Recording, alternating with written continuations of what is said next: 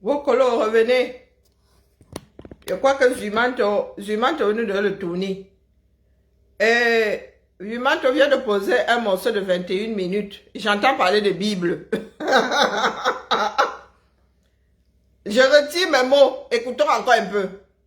Je crois que Zumanto a décidé d'inonder sa page avec l'affaire-ci. Donc, ce n'est pas fini. Ok. Donc, je vais pas écouter jusqu'au bout. Pardon, revenez. Apparemment, le socle n'est pas fini. Hey, il y a affaire Bible dedans. Pardon, je retire mes mots. Je les mets en réserve. Revenez, revenez. Que la Bible a fait quoi? L'hôpital a fait quoi? Pardon, oh, Karine, il faut souvent même aussi apprendre à aller jusqu'au bout de l'affaire au lieu de tirer des conclusions hâtives. Je viens encore de poser un morceau il y a 2 minutes là. Allez sur la page de Zui. Sauf que là, je ne sais pas si c'est la suite de ce que tout le monde a écouté. Parce que là, j'entends parler d'hospitalisation et de venir avec la Bible. Pardon, attendons un peu avant de tirer des conclusions que ce n'est qu'une histoire d'enlèvement de filles. Hein? Parce qu'il y a comme l'impression que la fille là elle-même avait lu l'heure là-bas. Coucou Éléonore. La Bible sort d'où? Non, pas Zui, pardon, il faut que mon frère doit m'envoyer ça vraiment d'un tenant. Parce que les morceaux choisis là, ça part dans celui-ci là, il sort d'où? C'est la suite de l'affaire ou bien Zui a décidé de mettre ça au fur et à mesure. Donc, tout ne tient pas sur le premier direct.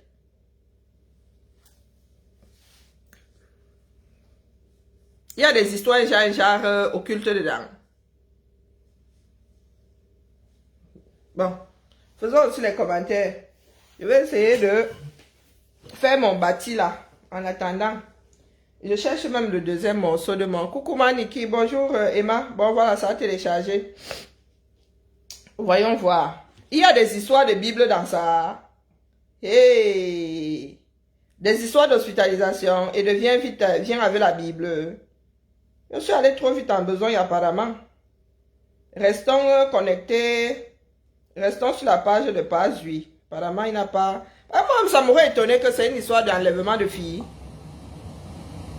Que quelqu'un a pris ma femme. Il a dépassé là. Excusez-moi. Il y a des choses qui remontent et ça me met mal à l'aise. Ouais, mon frère, j'enlève mes mots, hein.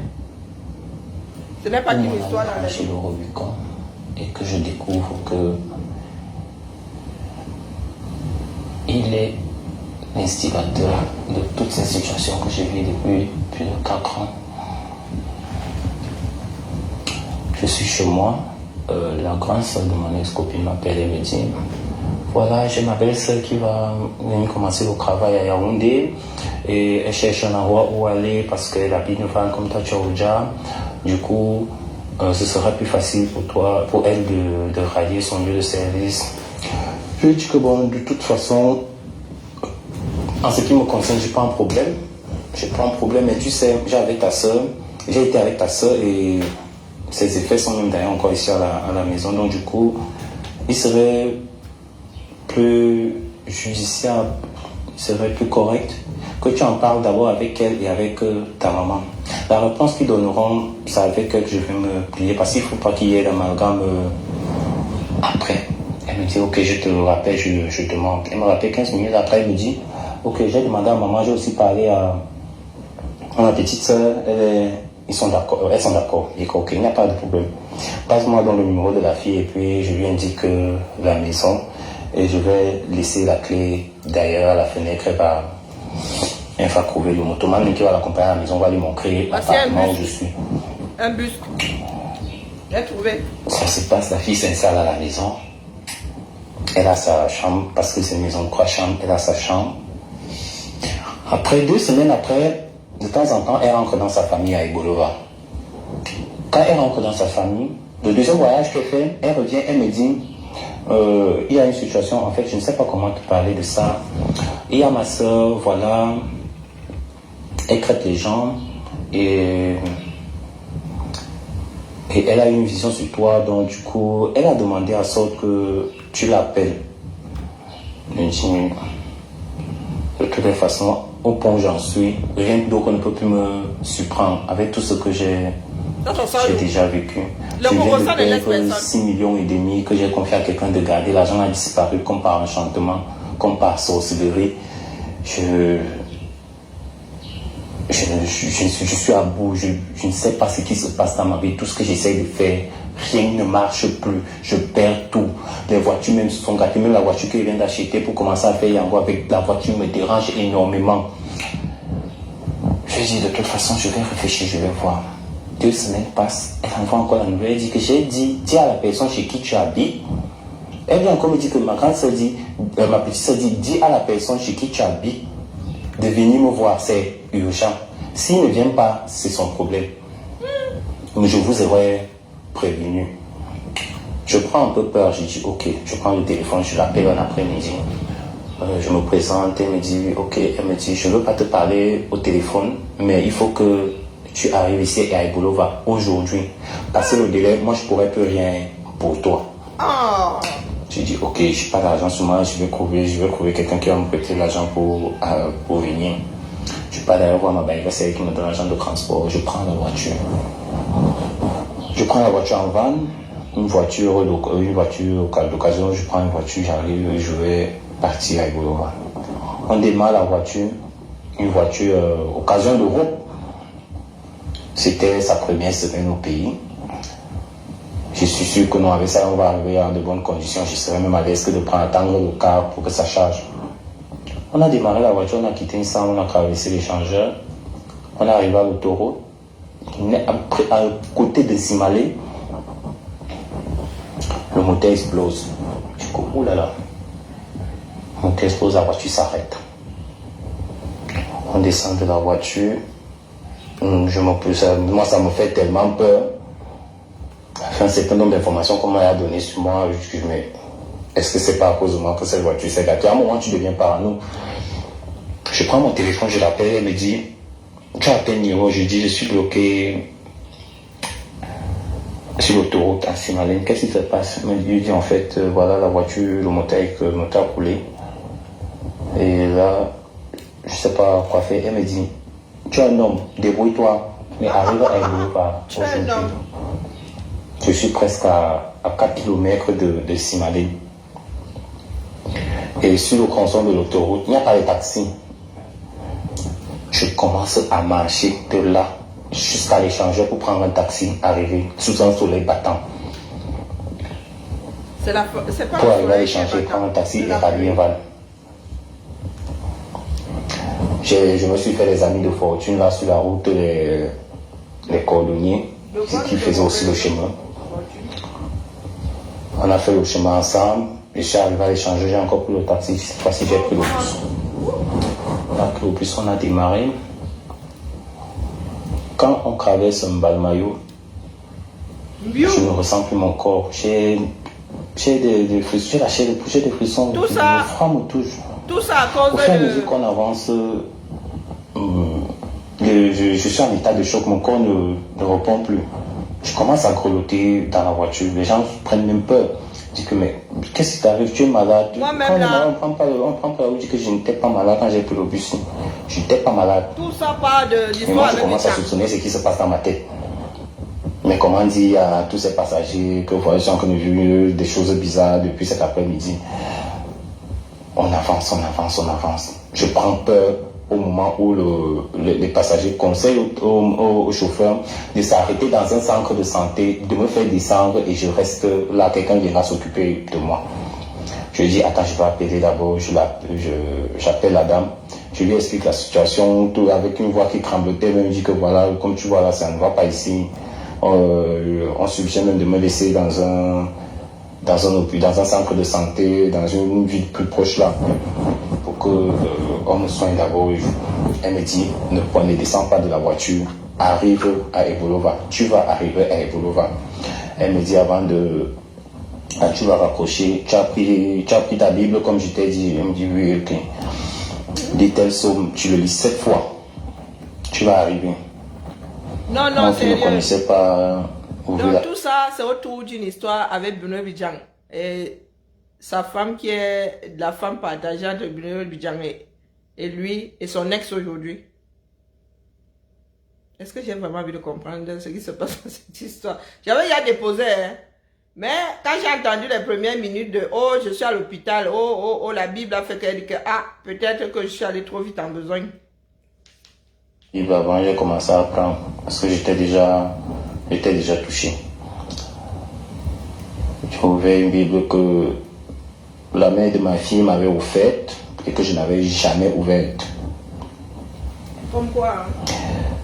J'ai commencé à lire, j'ai fini, et puis on est arrivé, on arrive au péage avant Epolova. Dès qu'on a traversé le péage, le palu a disparu. Okay. Je reprends mon cœur. Les gens sont même étonnés dans la voiture que qu'est-ce qui se passe. Tu as déjà dit, je ressens vraiment mon corps. J'arrive chez la fille, on y est presque 17 heures. 17 heures par là, presque 18 heures.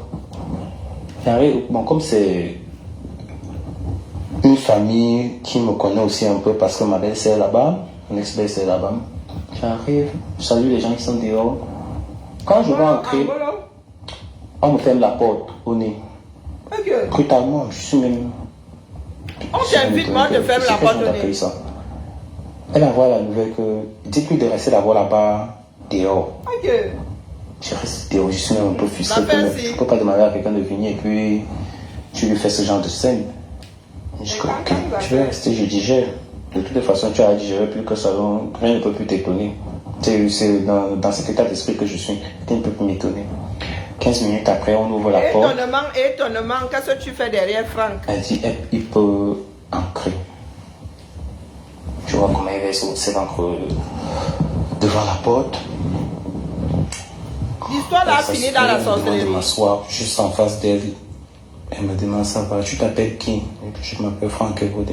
Elle t'a fait venir, elle ne connaît pas ton nom. Je dis que si ça allait, je n'allais pas venir ici. Si j'aurais su, je n'aurais pas venu. Elle me dit, en fait, ne vois pas comment on t'a fermé la porte là. C'est quoi en fait? C'était pas le moment. Ah, quand tu es arrivé, tu m'as surpris, tu m'as même pas dit que tu étais à côté de la maison. Je me sais pas. Tu vois des choses et tu n'as pas vu arriver. C'est que tu n'es pas seul. Je lui dis, mais je suis pas seul. Comment? Il dit que non, tu n'es pas venu seul. Tu es une légion à ta suite. Tu n'es pas seul. Donc je ne pouvais pas accepter que tu ancres comme ça sans que je ne barricade la maison. C'est quand même une maison d'habitation. Il y a des gens qui vivent ici là, donc il y a des choses que il ne faut pas laisser entrer le mbel. Donc ne te fâche pas. Voilà ce qui s'est passé réellement. Je suis d'abord stupéfait que une légion. Laquelle? Allons-y. La légion étrangère. Elle me dit. Après me pose la question. Pourquoi tu es allé entrer dans une secte? Ok. Hein? Ce n'est plus une histoire de fille. Dans une secte? Mais nous devons décrypter le direct. Je me pose encore la question. Pourquoi tu es dans une secte? Ok. Je que bon. Il est dans une secte et il ne sait pas qu'il est dans une secte. Il m'arrive voir si mal depuis des années comme ça là, et puis je viens me présenter ici là pour voir un peu si je peux couvrir une situation, même pas la prière. Elle me dit ton nom serait dans un livre, dans une secte. Wombo. On est là en concurrence. Quand elle revient à elle me dit, je t'ai vu parce que ton nom est inscrit. Mais c'est quelqu'un d'autre qui a inscrit ton nom. Je dis que oh là là. Ça devient sérieux. Les choses que j'entends souvent. Qu'elles arrivent aux autres. Ça arrive à mon niveau. Et elle me dit ok. Elle me dit, tu travailles avec la personne, tu es très intime avec la personne. Tu es très lié avec la personne, c'est une relation vraiment forte. Vous êtes vraiment. Suivez mon regard. Très lié. Tu travailles avec la personne. Et vous vous connaissez un peu depuis. Moi, dans ma tête, je n'ai que 2 personnes comme ça dans ma vie. Ok. La première personne, c'est Hervé. Hervé. Je dis, c'est lui qui vient d'abord dans ma tête. Non. Hervé. Elle me dit non, pas lui. L'autre. Laisse-lui là-bas. L'autre. Je cherchais dans ma tête ici. Avec qui encore j'ai vraiment une relation aussi forte? Avec celle avec qui tu partages la femme. Je parle comme ça, sous le contrôle de la grande sœur à mon ex. Elle est assise, puisque c'est là-bas qu'elle est en mariage.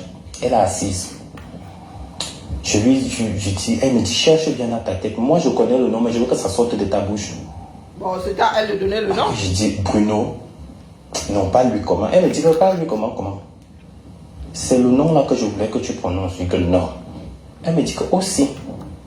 Je dis que Bruno, mon ami. Elle me dit que, et tu continues encore à l'appeler ton ami. Tu peux encore dire que ton ami. Alors, Mimbo, il fallait le tâter, dis donc. Moi, je sais de quoi elle parle. Du coup, moi aussi, je veux vraiment tester si vraiment sa vision est vraiment cohérente. Elle me repose encore la question, mais tu penses vraiment que tu as encore le devoir de l'appeler, le devoir de l'appeler ton ami. Je lui dis que, je vais donc faire comment? Elle me dit, après tout ce qu'il t'a fait. Il n'a fait quoi? Après tout ce qu'il t'a fait, tu oses encore l'appeler ton ami. Les amis ne se font pas ça. Les frères ne se font pas ça. Mais mon frère s'y a fait son enregistrement à côté d'un bar. Il t'a pas pris ta femme? Pouf. J'ai dit, je ne connais pas cette fille, je viens de la rencontrer. La grande sœur de mon ex n'est pas au courant de cette histoire. Comment cette fille qui ne me connaît pas connaît cette histoire? Ni sa petite sœur qui vit chez moi. Je n'ai jamais parlé de ça avec elle. Il ne t'a pas pris ta femme? Question. Comment ça taper le pied au sol? Il ne t'a pas pris ta femme? Je suis d'autant plus gêné que ma belle-sœur qui est assise. Je pas au courant. Je disais que je vais répondre quoi? Comment ça gratter la tête? Je dis en fait il y a une histoire qui s'est passée comme ça. Elle me dit que raconte alors. Raconte-moi, moi je veux que que ça sorte de ta bouche. Puisque moi j'y étais, j'étais la petite souris. Un petit résumé comme quoi j'ai découvert et puis j'ai laissé tomber machin. J'étais la petite souris derrière les gens. Quelqu'un qui prend ta femme, ta copine, encore plus même avec qui tu es en lien, vous avez un enfant. Il veut te tuer. C'est lui qui a mis ton nom dans ce livre. Et tu es là-bas embrûlé comme ça dans un gras. Tu es un paquet qu'on a mis de côté. On viendra prendre le moment venu. Je dis que oh. Après, elle me demande, ok. Elle me dit, tais-toi. Elle me demande que tu dois quoi à ces gens? Parce qu'ils sont là, ils sont devant la porte. Ils te réclament, ils te réclament. Je dis que je ne dois rien à personne là-bas. Je ne dois rien à ton ami. Je dis que je ne dois rien à mon ami. Tu ne dois rien à ton ancien employé. Je dis que je ne dois rien. Il me parle de beaucoup de choses ici, là. Il faut que tu commences d'abord par te confesser que tu les dois. Si tu dois, dis ta version. Si ta version coïncide avec ce que moi je pense que je suis en train d'entendre, je vais peser. Et dans la balance, je préfère te dire honnêtement, dans la balance, s'ils ont, ce ne reste qu'un peu raison, moi je vais te lâcher, je ne pourrai pas te traiter. Ils vont te prendre et c'était bon pour toi. Je lui ai été que je ne sais pas ce que je dois ni à mon ami, ni à mon ancien employeur. Tout ce que j'ai eu là-bas, c'était sur l'effort du travail avec ma copine. Donc du coup, on doit rien avoir. Et d'ailleurs, même tout ce qu'on a eu, ce n'était pas les grosses l'argent qui nous donnait à main comme ça, c'était qu'on travaillait, on nous récompensait, d'autres personnes nous récompensaient par la maison même. Elle dit ok. Après, étant l'oreille, dit que vous avez donc entendu non. Maintenant, vous pouvez partir. Elle est en train de parler à la porte. Moi, je ne vois rien. Elle est en train de parler à la porte. Elle dit que maintenant, vous pouvez partir. Et la personne qui va rester va écoper. Après, commence à parler celle-là. Je trouve ça tellement bizarre. C'est la première fois que je vois ça de mes yeux. En dehors, dans les documentaires, je vois ça de mes yeux. Du coup, ça devient sérieux. Après un moment, elle ferme la porte. Elle me dit, bon, ok, il est 18h. On va d'abord commencer par une séance de prière. Je me suis encore trompé. Mais avant de commencer la prière, elle me dit, est-ce que tu es sûr que tu veux te faire traiter? Je lui dis, oui, je suis fatigué de vivre la vie que je vis là. Je suis devenu presque un clochard. Je me suis encore trompé. Rien ne marche, tout se gâte. Même la voiture que j'ai laissée à Yaoundé actuellement, là, que je devais faire Yaoundé, tout s'est gâté. Je ne fais plus rien actuellement. Je ne sais pas comment elle vit pour payer les factures. Elle me dit, si on commence, quand il y aura la réponse de l'attaque que tu as subie, est-ce que ça ne va pas te gêner que ça se répercute sur la personne qui a fait ça? Je dis qu'au point où j'en suis, moi-même j'ai des enfants. J'ai 2 enfants. Donc moi je vais me sacrifier pour quelqu'un qui veut m'abattre et pour qui même j'avais décidé de laisser passer un certain nombre de choses que non, t'avais promis que je serais ton frère à vie, mais toi tu ne fais que enchaîner les erreurs comme ça là, je sais pas, des trahisons comme ça là, je dis que non. Au point où j'en suis, je suis fatigué. Si c'est comme ça, moi-même, il faut que je me protège parce que moi-même, j'ai une progéniture. Je ne sais pas qui va s'occuper de mes enfants quand ils ne seront plus là. On engage, peu importe ce qui arrive, je suis prêt. Je dis ok, on a engagé la prière ce jour-là. On m'a mis dans un cercle de sel. Pour ceux qui sont très poussés dans la spiritualité, ils comprendront ce que c'est que mettre quelqu'un dans un cercle de sel. Oh mon Dieu, j'ai reçu des sensations, j'ai ressenti des sensations que je n'ai jamais ressenties dans ma vie. Picotement, affaiblissement des genoux, le corps qui fait mal, les courbatures qui reviennent, tout, donc à peu près tout ce que je ressentais dans la voiture quand je venais. Je suis tellement déjà mal que je veux même m'accroupir, je ne tiens pas debout dans le cercle. Elle me dit reste debout. On engage la prière jusqu'à 20h. Elle ne fait que crier sur moi, elle prie sur ma tête, elle prie. À un moment, à 20h, elle a dit, elle est un peu fatiguée, on va continuer demain. Je dors, je ne sais pas où je me retrouve. Là, toute la nuit, là, je ne sais pas où je me retrouve.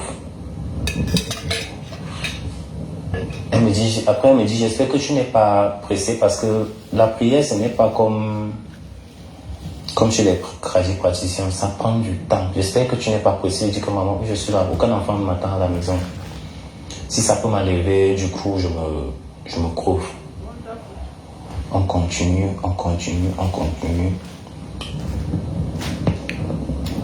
Pendant des jours, on est dans les séances de prière, on est dans les lavages avec les bains, les encens. On est à la fin de l'année, de décembre 2023. Un matin, elle se lève et dit, elle voyage. Elle prend son sac, elle passe sans crier grave. Elle me laisse les séances de prière que je dois rester faire. Donc tu es resté là-bas combien de temps? Utiliser. Je finis dans l'après-midi. Je commence à laver mes petits habits que j'avais, que j'étais parti avec là-bas et boulevard. Le palu me reprend encore. Nous sommes le 31. La fièvre, c'est pas le palu. Nous sommes le 30. Entre le 29 et le 30. Je me rappelle même plus bien de la date. Les Camerounais ne font pas la différence entre le palu et la fièvre. Je pense que c'était le 30, oui. C'était le 30. 30 après-midi. Un palu indestructible m'arrête. Je ne comprends pas ma tête. Je force quand même à finir de rincer mes habits, je les sèche. Quand je finis de sécher les habits, je ne tiens plus debout. Je rampe presque pour aller dans la chambre me coucher. Étant là-bas, je colote, je sens.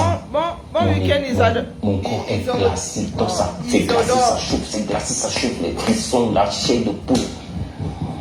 Je commence à prier dans le cœur que, ouais, la fille, si tu as commencé un travail sur moi maintenant, tu as voyagé. Quand tu me laisses comme ça maintenant, je sais ce qui est en train de se passer. Moi, je n'ai pas les yeux pour voir. Je prie dans le cœur, de temps en temps, sa maman vient me regarder dans la chambre, mais qu'est-ce qui ne va pas? Elle aussi, elle est dans la prière avec moi, elle engage.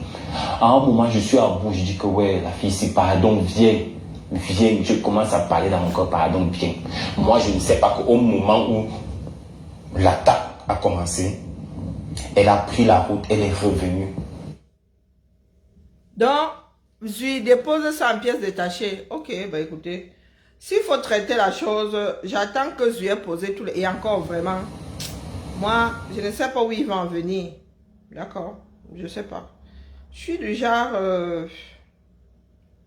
donc c'est la partie qu'il a posée, il y a la dernière qu'il a posée. Donc, moi, je suis un peu... voilà, je me questionne, je me demande pourquoi est-ce que il est devant nous. Parce que jusqu'à preuve de contraire, là, j'en suis à, je t'ai piqué ta femme, t'as pu rien faire, et puis basta. d'occulte et tout. On a mis ton nom dans le ceci, le cela. Moi, comme je ne suis pas spécialiste de la chose, je ne sais pas quoi dire. Moi, ce que je vois hier me dépasse à gérer. Alors, ce que je ne vois pas, c'est pas demain que je risque de gérer la chose. D'accord? Sauf si maintenant, dans le Soko, j'entends dire qu'il y a quelque chose qui en vaut la peine là-bas. Cette fois-ci, je repars à Genève. Mon Kouta, et il y a sur mon dos là. Je repars ma chose à Genève. D'accord? Et comme je dois faire ma couture,